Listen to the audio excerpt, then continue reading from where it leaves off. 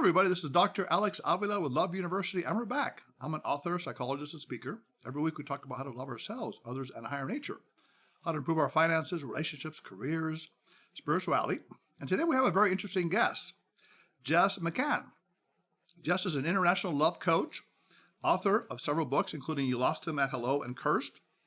And also, she's a love expert on Good Morning America, Fox Morning Show. She's been featured on Washington Post, Cosmopolitan, Washington Life magazine. She's helped thousands of singles find love, and she's also married and has 2 children of her own. Welcome, Jess, to the show. Oh, thank you so much for having me.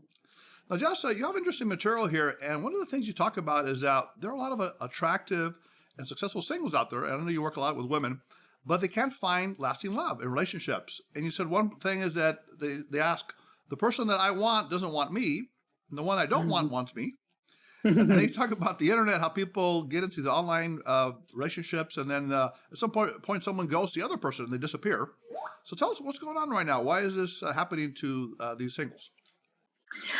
Well, one thing that I think I see a lot of out there right now is that people are very focused right now on achieving goals. Having a relationship is a goal. I see hashtag goals everywhere.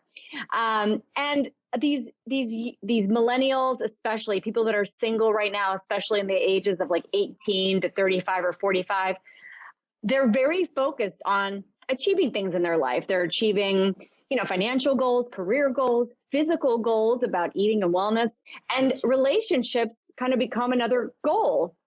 But when you make relationships a goal in that way, you sort of look at it in more of a superficial search, right? Because, instead of looking for the person that, complements you as far as you have a shared belief system, or you have good communication, the person is very honest, the person has all these good qualities. What people start looking for is, I need someone that matches how great I've become, right? It's like, I've become this great person. I'm successful. I'm beautiful and fit. I want someone that matches what I have done to work so hard on myself. And so they go out there and they look for their equal, but it's a surface level search for that equal. So, they're checking off this list of things like he's got to be this tall, or he's got to make this much money, or he's got to have this kind of career. It's very specific. And then they find out after they get in the relationship, well, those things didn't really matter anyway. Those things go away. Right, exactly. Now, I wrote a book, Love Types, you may have heard about it, bestseller on Myers-Briggs, compatibility, and love. And we're talking about similarities actually attract, differences seem to attract, but long-term relationships are based on similarities in terms of core values and the deep aspects of personality. But you're talking about people judging each other superficially, maybe on looks or money or success or things like that. Now, one thing I find interesting is your titles are kind of provocative. And someone say maybe a little bit on the negative side, because you say like, I lost him at hello and cursed, it sounds like an evil spell or something. So what are these kind of titles that sound a little negative in some way? Is it because you want to tap into people's pain? Or what is it that you're talking about? It's a good question, really, really. And I appreciate you asking it. 2 things. Number one is, I don't like being negative, but I really do like putting out the problem instead of the solution, because I feel like sometimes when you put out the solution, a person needs to be looking for a solution. And a lot of times when you're searching Amazon, if you see your problem on the title of a book, you might be more apt to pick it up. So the reason I've used cursed particularly is because I kept hearing, I'm cursed, from all of my clients. And what they meant was that they kept seeing the same pattern play over again and again in their relationships, to the point that they thought, is there some spell on me? Why is it that, every guy I date ghosts me after 8 weeks, or that every person I get into a relationship with leaves me for someone else? It didn't really matter what the pattern was.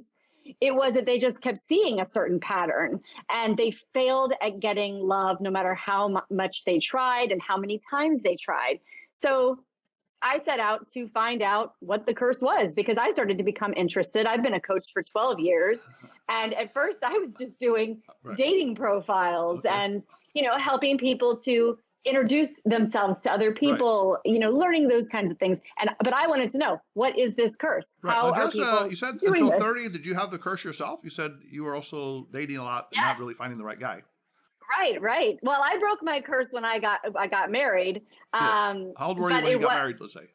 I was 33 when Okay. I got So you married. had a curse for Yeah. 33 years, let's say. You could Yeah, say. yeah. I definitely had it, which is I think what makes me so passionate about sharing the curse Right. and what made me write it. Okay, interesting. Now, the curse mindset, this is an interesting concept. And the way I see it is you talk about unintentionally sabotaging your relationship with a self absorbed mindset. So basically, being self Yeah. absorbed, Yes. kind of overthinking and being self conscious about, asking, what do they think? What do they want? What did I do wrong? But I've talked to a lot of Yeah. women. I've talked to a lot of women. They often tell me, but that's a female thing. We think a lot about relationships. We overthink. Isn't that a common Mhm. trend among females? Is that a bad thing? I think it is definitely a common trend among females. I think that, it's a bad thing if you're not getting the love you want. Absolutely. I think it's a bad thing if you're feeling disappointed in your relationships and where you're at in your relationships. And I think people often don't realize what self-absorbed means, because when you hear the word self-absorbed, you think of narcissism and you think of positively being self-absorbed. People don't often, you probably are different. You see probably lots of people and talk to lots of people, but the women that come to me are pretty much blown away when I say you're negatively self-absorbed. It's the same as being positively self-absorbed, but instead of thinking I'm so great, I'm so great, I'm so great, you're thinking I'm not good enough, I'm not good enough. Yes, exactly. And the key is not to make you feel good enough. The key is to stop thinking about yourself so much, because it skews the perception of reality when you're sitting down with another human being that you're trying to get to know. Right. And also, in the love types approach, Myers-Briggs, there's the feeling personality. People who are feelers are more emotionally in tuned, kind of like sensitive, and they can be what we call the caretakers, and you call them the people pleasers. People that want Yeah. to, make sure everyone feels good, and and sometimes their self-worth goes down when they think people don't like me, I'm not doing enough, and that affects your self-esteem. Yeah. And then you talk about self-esteem, and you have an interesting idea. You said there's an inverse relationship between the more you think about self-esteem, the less self-esteem you have. So it's Yeah. like the person that walks in the room, they puff themselves up, but they're really lacking confidence, as opposed to the person that walks in with, kind of a quiet nature, but they're confident. So that's Yeah. interesting that you see that as occurring. Yeah. Do you agree? I would love to get your professional take on the way I see self-esteem, because I do believe that the more you think about yourself, the more your self-esteem is going to go down. And the less you think about yourself, the more it's going to go up. Yeah, actually, I wrote a book called The Gift of Shyness, and I talked about shyness can be a positive trait in some ways, like you're sensitive, reflective, and loyal. But the one thing they have in common that's the challenge is the self-consciousness. I call it the self-observer, Hmm. which is always you're thinking about, what people are thinking about me. Right. Am I going to make the mistake? Are they going to criticize, judge me, or reject me? And the Right. people that have the shyness have a high level of that. But the other part of that is called the actor. The actor is the spontaneous nature of our personality, the one that's free flowing and fun loving, kind of like a little child that plays. And that's a whole different concept. So Hmm. typically, research shows that people that are socially healthy have about 80% of the actor and 20% of the observer. So some of the observer is good, like if you make a mistake, you can correct it. But most of the time, you want to be in a free flowing state of naturalness. People who are shy are opposite. They're 80% observer, or what you call self absorbed, 20% Yeah. actor. So it's Ah. a whole different reversal. It depends on the balance.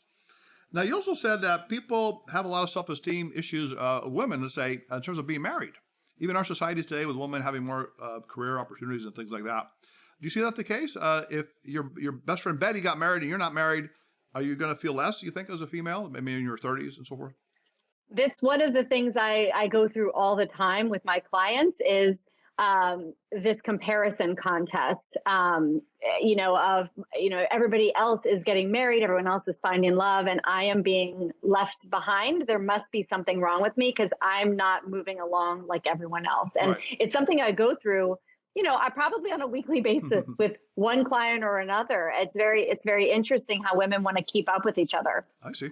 Now as if it mattered. yeah, because in social psychology we have the what's called upward comparison theory, is that you compare yourself to people that are doing better than you, you feel worse.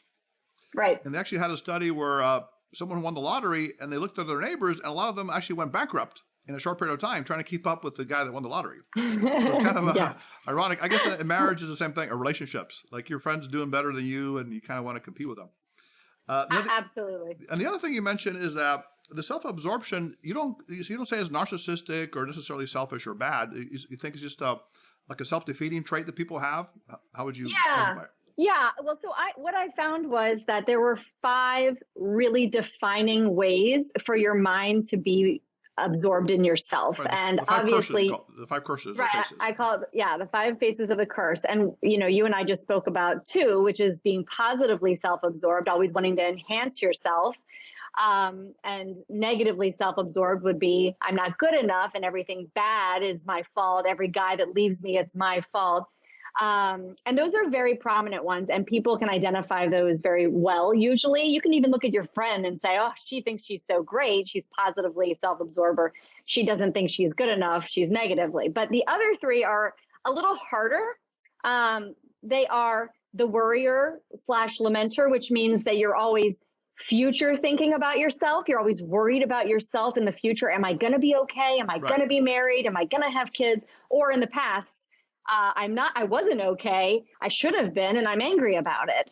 So there's that kind of self-absorbed thinking that's very future past. And then there is the wanter mindset. So if you have a wanter mindset, you are just looking to always, sorry, I'm going to put on my do not disturb real quick. You're grabbing or something. You want something, huh? Yeah, you want something. You want more. So you're always looking to get more for yourself, because you think the more you have, the more you're going to be. And that wanter mentality is very dangerous, because you'll start chasing people that make you want them, and not be open to a loving relationship with someone that really is available. You don't identify love as love. You identify love as a craving, a desire, a challenge. So that's another way to be self-absorbed. And the last way is the contestant mindset. And the contestant looks for drama so that he or she can be at the center of the drama. So those kinds of people that are self-absorbed often are in love triangles, or they're chasing someone that is already in a relationship, or they create drama. They get mad about little things to get attention.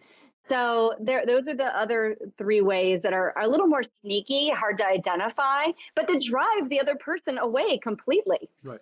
Now, Jess, does that stand for Jessica, or is that just Jess? Yeah, Jessica. Oh, okay. Now, Jessica, the way you just said that, it strikes me you're kind of an intuitive person. Do you score as intuitive on those Myers-Briggs tests? Have you ever taken that? Don't judge me, but I've never taken one. Oh, okay. Are you more imaginative, or are you more practical, would you say? I would say I'm more imaginative. Oh, okay. Because imaginative people see the big picture, and you just kind of laid it out for us nicely. So I want to kind of break those down, because those are really interesting concepts. For example, in terms of examples, you talk about the worrier. And the worrier is someone, I guess, on a date might overtext the person a lot. Hey, what's going on? Where are you? Stuff like that. And also maybe ask, hey, what do you think about children or something? Or, are you just in a marriage? And I don't know if that's a good question or not to ask. I mean, some people might find that to be too off-putting. But then I'm thinking there are certain personalities in the Myers-Briggs love types. We call them security seekers, also known as practical and structured.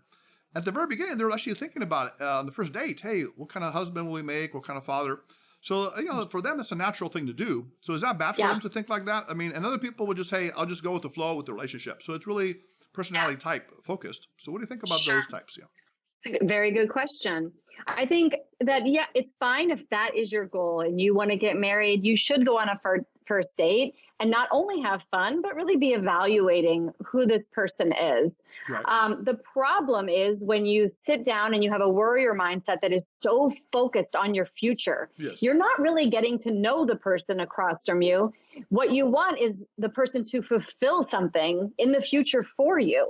So that can feel like youth. So all your questions are coming off kind of tainted. Right. So just if we're on a first date, are you going to ask me, do you want to get married and have kids, or is that too soon? as a I would woman? say that's too soon. Okay. I would say Okay. that's too soon. If you want the short answer, yes. Oh, okay. But I think you said something in one of your materials that it's important to you, you should kind of ask it early on. I think you should. I don't know if a first date would be the right, Yes. forum. But yes, early on, it's fine in the right atmosphere and with the right delivery to Yeah. ask someone, That's the key. hey, so yeah, the delivery is key, Right. right? You don't want to get like That's too usually the desperate problem. about it or something like, I got to have five Right, kids right, in 10 years or something. right. Absolutely. But yeah, with the right delivery, said the right way, absolutely, you should find out where Right. someone's at Okay. early on. Okay. So kind of a calmer approach. Now, the Yeah, other one is I think you talk about regrets and you talk about the lamentor. And the regret is yeah. a big issue. You said, like, if you've had bad relationships in the past with men, you might prejudge the men you're dating now. Like, if he texts you too late at night, you think, hey, why is he doing that? Is he with someone else? So they're a little bit more cynical about it. And then you mentioned self-regret. Like, I shouldn't have told him about my ex, or, I spoke too soon. So people do that a lot, right? They kind of regret what they're doing on the dates or in their relationships. So why is that? Why do they lament so much? Well, it's just a habit, to be honest. As far as I'm concerned, if you create the habit to always self-analyze, you will always self-analyze. And you won't even notice that you're doing it, which is really the whole point of my book is you need to think about the way that you think. And most Right. people don't think about the way that they think. Meta thinking, they And call if it. you're right, right. So you have to notice that you're a past thinker and see the detrimental side to too much analyzation, too much past thinking, because it usually skews reality. You're only looking at it from your perspective. And then instead of waiting and being patient and seeing how something plays out, your past thinking will drive you to do something. I need to overcorrect. I think I need to text him or call him or do something nice for him because maybe he took what I'm saying wrong. Your past thinking can motivate you in the wrong direction. Exactly. Now, you're a fan of Eckhart Tolle's work, The Power of Now. So you talk about being present in the date or relationship as kind of an antidote to this worrying and also lamenting. So instead of being in the past or the future, you want to be in the present, which I think is a good idea. Mm-hmm.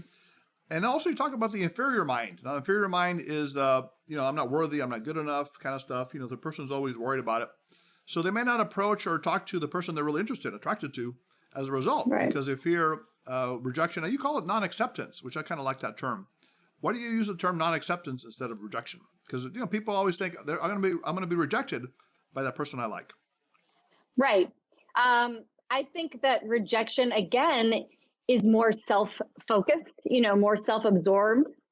And the truth is, it has nothing to do, it really isn't just about you.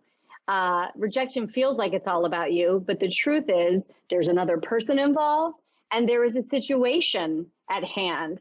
And it doesn't do any good to point fingers and blame. Whose fault is it that we're not together?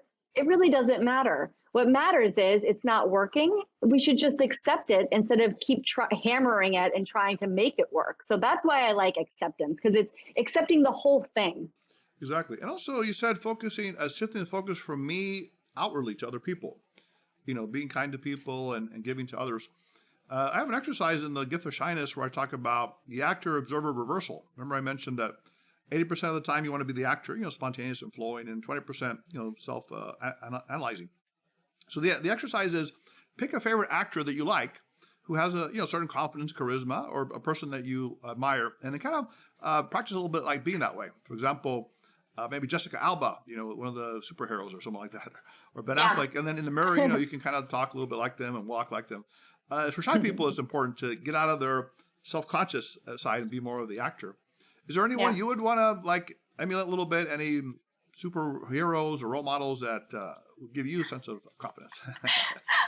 You'll laugh because I don't know if you've ever heard this before, but I would like to be a monk. Oh, really? Okay. Yes. Name Hat or Dalai Lama kind of people? Yeah. Exactly. I'm reading both right now.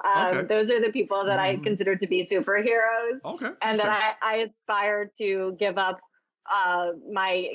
this crazy thing that is called ego. Okay. And But would you shave your head though? That's the hard part. Would you do that? That would be hard. My husband might not like if I shaved my hair. He doesn't Okay. even like it if it's cut too short. So Okay. That probably looks not. nice. But those would be what I consider Okay. superheroes on Earth. I see. So you would Yeah. walk in like a humbleness and a kind of an awareness of things.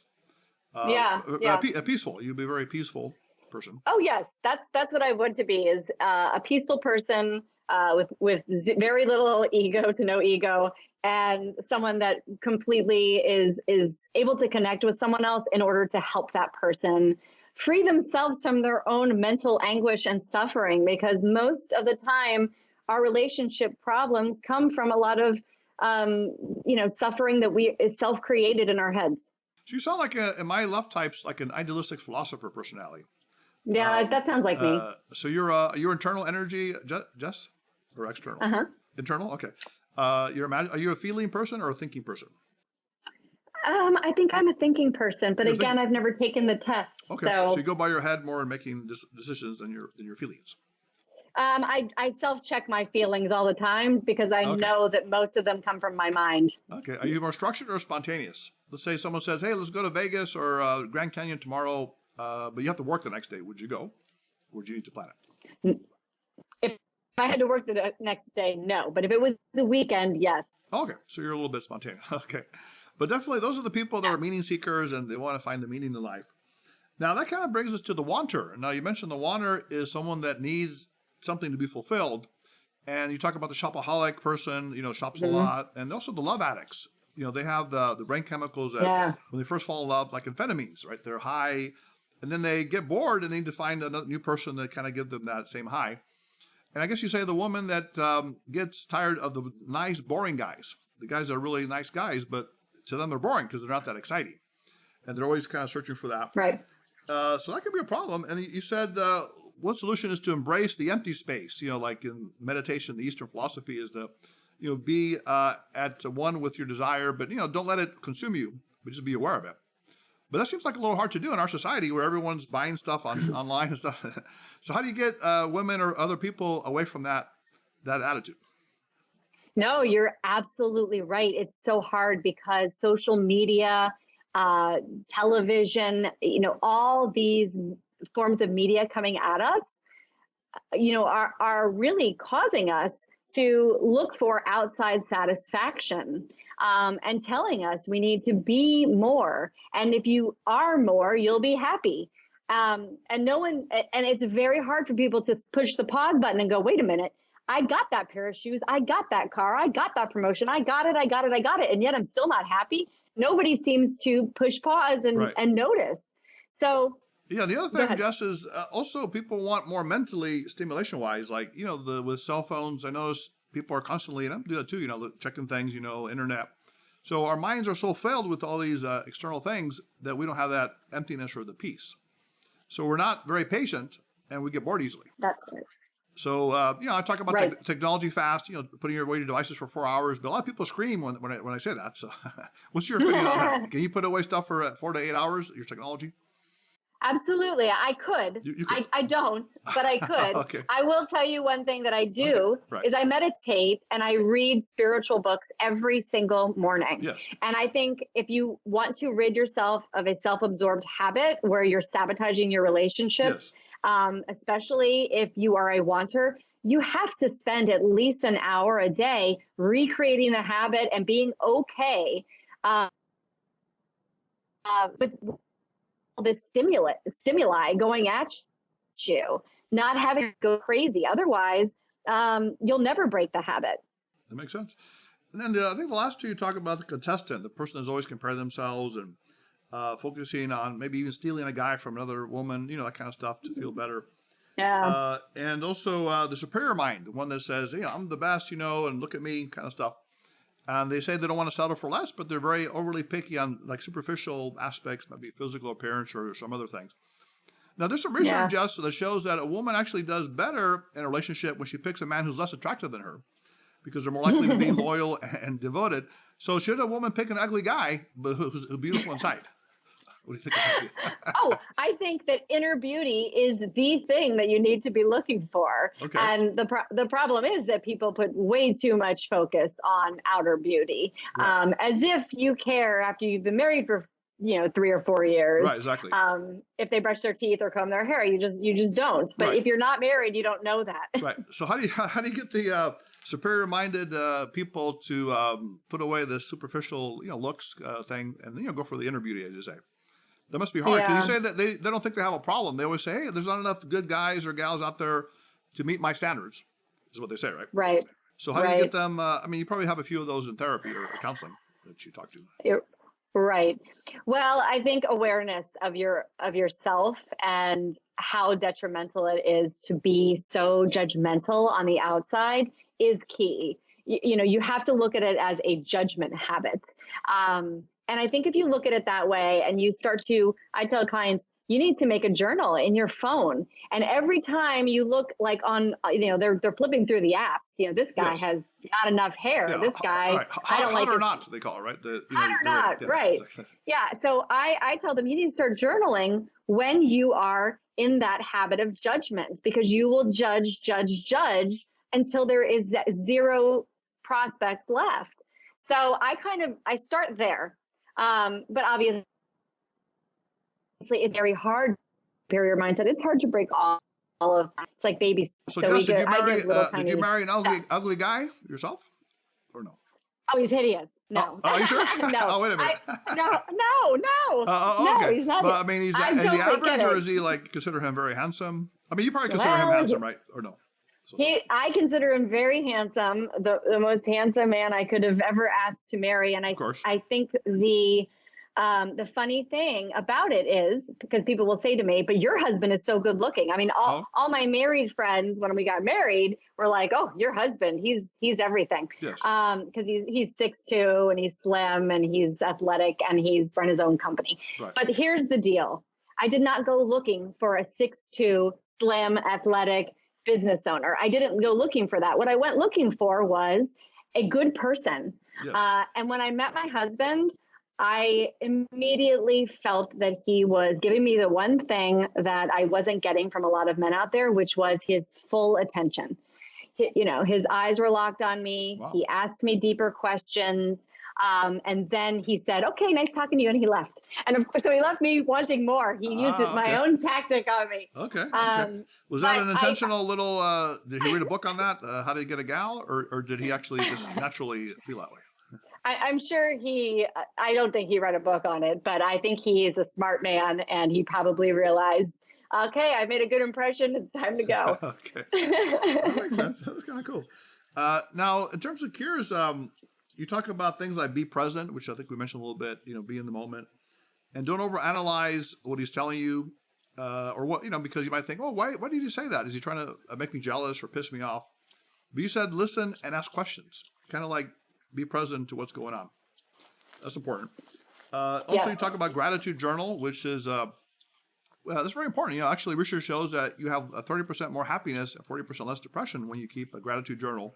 Write 3 things down every day you're grateful for, whether it's your life, your health, career, family, even if you have a little cat or something or a dog, whatever it is, right? You're grateful for. I think it's so important to use gratitude. And I know people might be a little tired of the word gratitude because we've been hearing so much of it, but gratitude is the cure for a mindset full of lack. And that is what the inferior mind experiences the most, which is I'm missing something, I'm lacking something. So gratitude fills those holes of lack, because I tell my clients all the time, if you are in a state of lack, the guy, I can feel it. That you want him to fulfill you. That does not feel good to a man. That does not feel good to a woman either. Right. Now, I wrote a book called The 3 Secrets of Happiness. It's kind of a modern fable of a pompous psychiatrist that goes to the mountains and meets a mystical monk, a martial arts monk, who teaches him the 3 secrets of happiness. And they actually kind of correspond to what you're talking about. One is gratitude, one is optimism, and one is forgiveness. Now, forgiveness is an interesting idea because forgiving the other person, also forgiving yourself for any mistakes you think you have made. And I have this interesting guest on the show, Neil Donald Walsh. You may have heard about him. He wrote Conversation with God, the spiritual series that was very successful. And he's saying that basically there's no real need to ask for forgiveness or to be forgiven because your soul at the highest level cannot be hurt. It's impenetrable. At the lower spiritual levels, you can ask for forgiveness if you hurt someone's feelings or something like that. Yeah. And he gives an interesting analogy. He says, like a grandpa that goes to his family home for some apple pie. And the little 4-year-old is excited and she wants to give her piece to him, but she knocks over milk on grandpa. Grandpa doesn't need to forgive her because he recognizes she acted as a 4-year-old would at her level, and he consoles her instead. He says that's the way God treats us and we should treat others. So at that level, when you realize someone's hurt you, I mean, they were acting at a low spiritual level and they're a little kid. Hopefully when they're in college level, they won't act like that. So what do you think of that idea of forgiveness? How do you view it? Oh, I love that, because you're looking at the situation knowing that that person is human, just like you, makes mistakes, just like you, can be thoughtless, just like you. And when you see every single person as you see yourself, you realize there's nothing to forgive. Yes. We're all imperfect. And like the way that story goes. And of course, in Curse, I write about forgiveness as well, being one of the cures, very necessary to become a forgiving person in a relationship. Exactly. Although I would think in between male-female relationships or any relationship, forgiveness is something sometimes people want, right? They want you to apologize to your partner on an emotional level. And sometimes that can be, I guess, useful at certain levels. Do you find that to be the case? Do you want him to apologize, or you vice versa if you did something inconsiderate? Yeah, I think, there is, I'm a very spiritual person, but when you're living day in and day out, you're sharing a bathroom, you're sharing the covers, we're down in the earthy stuff. So it's very helpful. It's human, right? In a sense. It's very helpful. It's very human to want to have your partner verbally apologize and say, I was wrong and I'm sorry. It just helps clear the air, because as much as you can be a forgiving person, you have to interact with this person that you're married to all the time. And it is helpful to be very communicative with how sorry you are. It goes a long way. Yes. The other thing is interesting. You said acceptance is another one of your cures, and say yes to the present moment. So, Vicky, you're on a terrible date with a person that you're not getting along with, but still you can get something positive from that. Maybe you learn something about what you want in a partner in the future, or maybe you're aware of your feelings. I'm getting bored. I'm getting angry. Why is that? So how does that work? How can you be able to accept everything at the moment, even though you may not like it? Maybe you have these terrible dates. Right. And I think it's so, what I say in my book is it's so important to recognize that going into a date and only thinking about where you're going as far as marriage and children, really hurts the present moment when you're on it. And when you get on a date, it's very important to just accept that I'm here on a date with this person. Even if you don't like them, it is practice. Because if you go on a date and you're like, in the first 30 seconds, I don't like this person. The next date, I don't like this person. Third date, I don't like this person. And you've gone on 50 dates and you've judged instantly. If you think you get on that 51st date and you're like, here he is finally. It sounds like a movie I heard. There's a movie like that, I think. Right? 51st dates or something. But you have not practiced the idea of being present, being accepting, being loving, especially. You haven't practiced any of those good things. So that's why you sit down on that 51st date. And even though you're interested, that other person is not interested in you, because you have spent so much time in this area of judgment, resistance, future focusedness. You have practiced these bad habits with all these other people that you didn't like. They don't go away when you sit down with that one person you do like.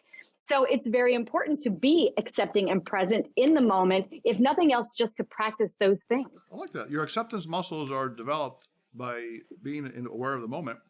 And I think you also said being accepting doesn't necessarily mean that you accept bad behavior, like someone disrespectful or rude. I mean, you can say, hey, that's not appropriate and so forth. The other thing you said is interesting is you don't need a relationship with yourself. You said that people become very self-absorbed, thinking about themselves a lot. However, I'm thinking also that we have a certain personality type called the introvert energy personality, which is about 50% of the population. And we're actually in some ways becoming more introvert society.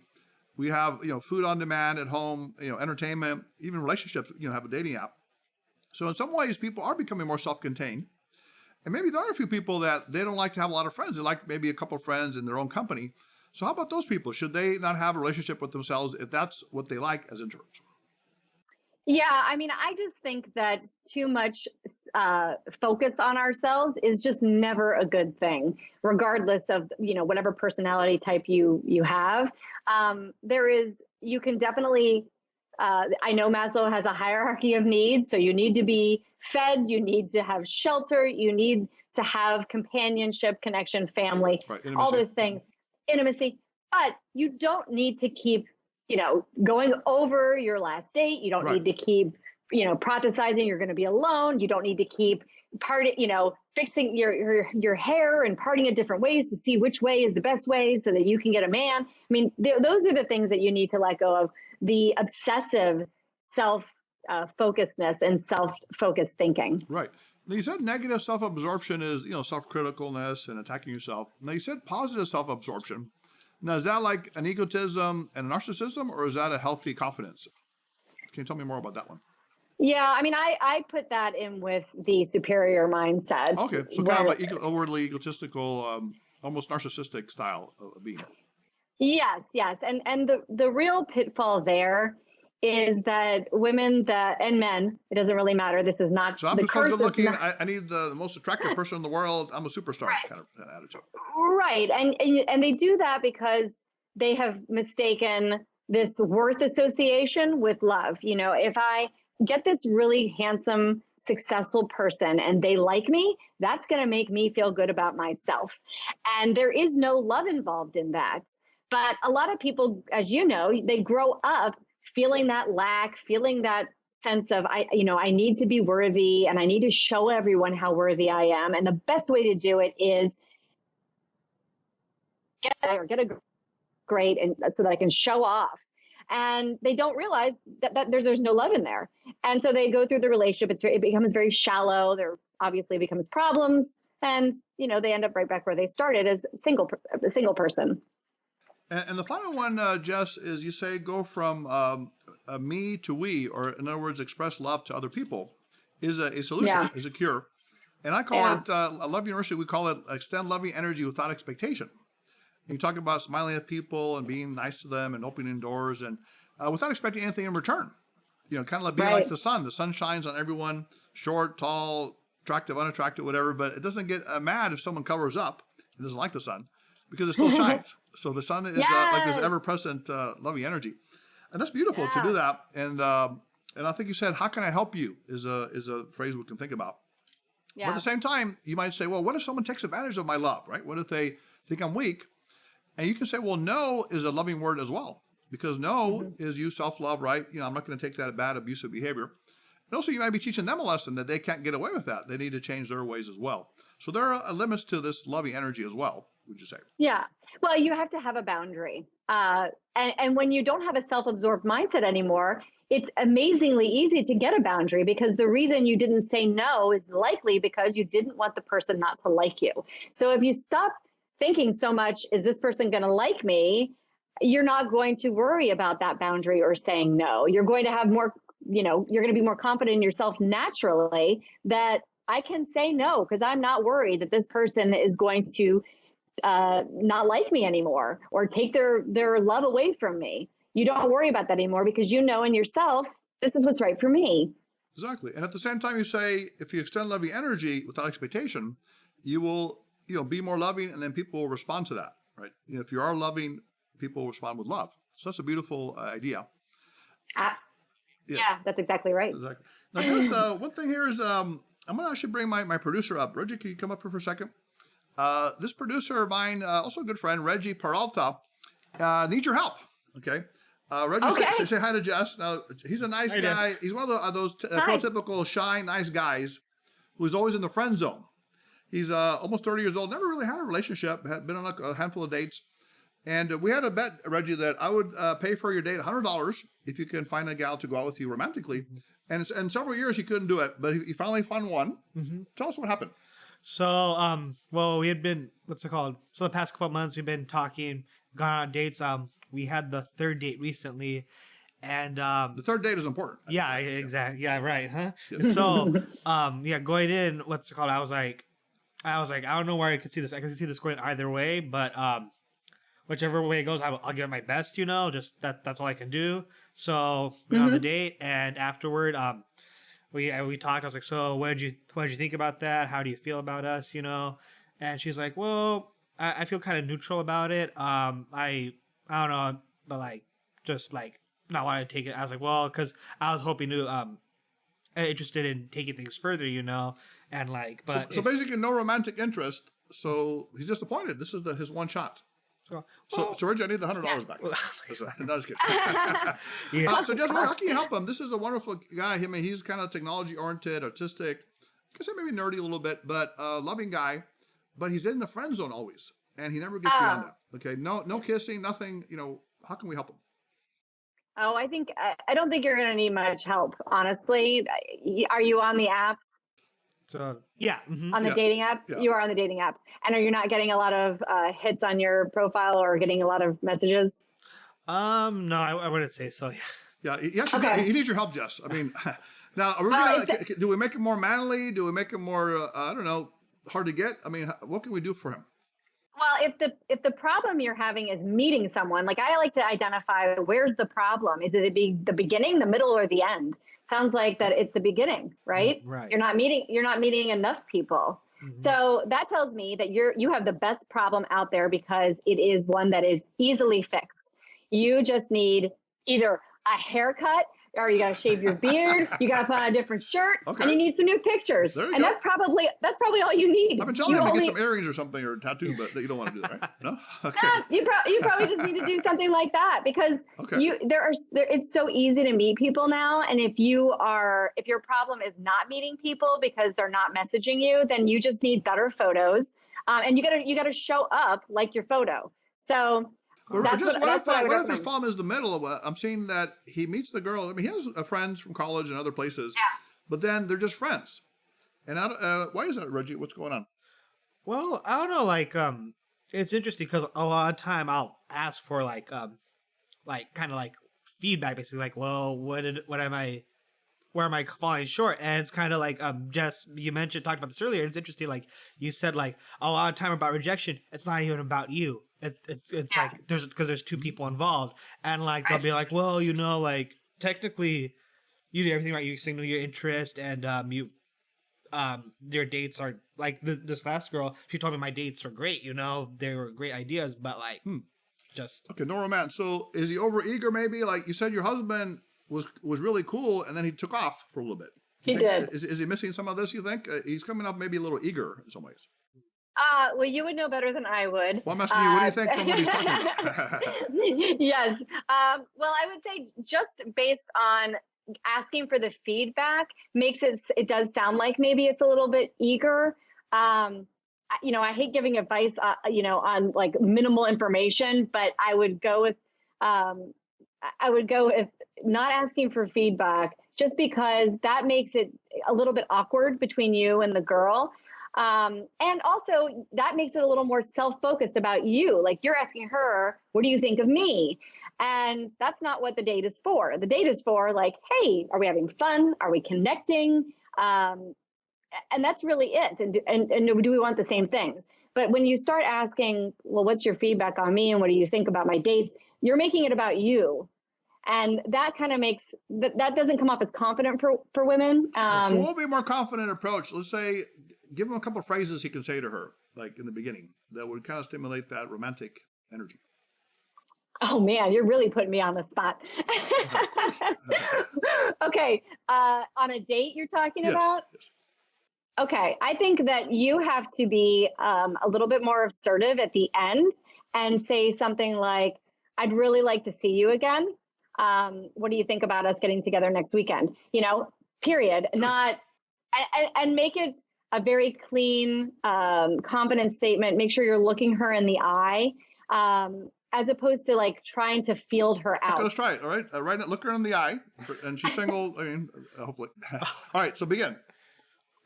All right.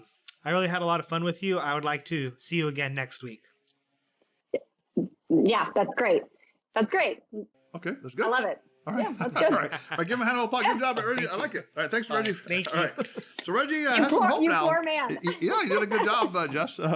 So you helped them. Like I know you work a lot with women. Do you ever work with males at all? With men? I do, and I have to say that the men that I worked with, they usually, it's very fast with them because it usually is a problem in the beginning. Yes. Okay. That has something to do with maybe like image or pictures. They just need a cleaner look or, whatever. And then it's easily fixed. So I really like working with men. They don't have like the complicated problems overthinking, usually. right? Yeah, I guess being shy. They don't have that. Although being shy though, you do become overthinking a little bit, self-conscious. And that's the thing that they need to work on a little bit.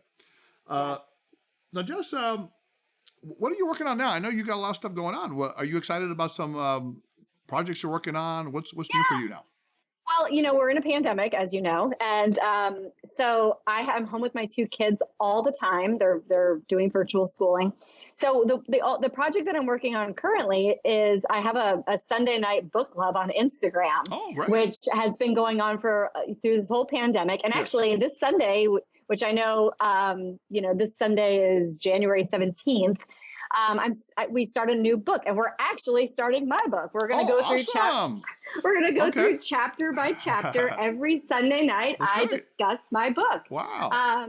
We did an Eckhart Tolle book back in October, so we just finished that. So that's my current project. Can I offer you Can I offer you love types to help you guys with that? Sure, absolutely, absolutely. We'd love to do that. So I'm really excited. It's a project I can do while my kids are home, and of course, I've had a lot of people tell me that they've read Curse and they loved it and they want to give it to, people that are in relationships and people that, males, people that are in different sorts of relationships, not just, the male female. So I'm probably going to start working on, a version of this book for people that are in a relationship and how to take their cursed mindset out of their marriage so that it can grow and flourish. Exactly. It was well written. You put a lot of like spiritual, psychological, and also personal aspects to it. Where can people hear more about your website and stuff that you do? Are you doing coaching and other things like that? Yeah, I do minimal coaching because of the pandemic, but I hope to pick that back up. But I do have a website, but I'm very active on social media right now. What's your website? My website is jessmccann.com, and my Instagram handle is say Jess to love. And instead of say yes to love, Jess to love. Okay. Tell us spell out your website so we have it down. How do you spell it? It's www.jessmccann.com. And of course, Cursed, my book, is on Instagram right now. Very affordable book. Okay. And then you have a couple other ones. I think You Lost at My Hello, and another one. Was it Something I Said? Was that the one? Yes. Okay, great. They're all a little bit different, but if what we've talked about today is resonating, then Cursed is the book. I like that. So it's been wonderful having you on the show. I mean, you give a lot of great energy today and a lot of hope to people because right now people are very lonely and isolated. Oh, I know. One of our missions at Love University is to help eradicate loneliness, through the work we do and connection. And loneliness actually, they say, can affect you, your heart disease and a lot of physical illnesses, even more than emotional as well. So we want to help with that. And I think you're doing a great job. So you're really giving hope to people to find that love, that happiness. So I like your things: acceptance, presence, and of course love. Right? Extend love, energy without expectation. So if you want to reach us at Love University, you can reach us at loveuniversity.love, 310-226-8090. If you have any questions and comments for Jess's show for today. And the keys, I recommend everyone go out there with love this week, love energy, and find a soulmate and be a soulmate. Also be kind to those you're with already right now, whoever they may be. Until next time, this is Dr. Alex Avila, Love University. That was a lot of fun, an interview we had with Jess McCann, dating relationship love expert. And she's talking about really, first of all, accepting yourself in the moment, being present with yourself and the person you're with, dating-wise or relationships, and then extending loving energy without expectation. And realizing that your mind can be an enemy or it can be an ally. It can be a friend. So we want to focus more on positive and uplifting thoughts, helping other people, being grateful, being optimistic, being forgiving. And those thoughts will resonate outwardly to attract the kind of person we want in our life, our soulmate, our love partner, husband or wife. So if you want to join us at Love University, you can listen to us on Podbean, Spotify, iTunes, SoundCloud. You can like us on Facebook at Love University Podcast. You can follow us on Twitter and Instagram at Love Letter U Podcast. Call us at 310-226-8090. Write to us at loveuniversitylove@gmail.com. And this week, go out and give love to others. By the way, we just had Itzy, our Love University mascot, come up here. Itzy is a miniature golden retriever, a very loving dog. And everyone that sees her finds that she jumps on top of them and gives love. So Itzy, thanks for coming by. Until next time, put away your notebook, your iPads, your phones. Love University is now in recess. Until next time, this is Dr. Avila.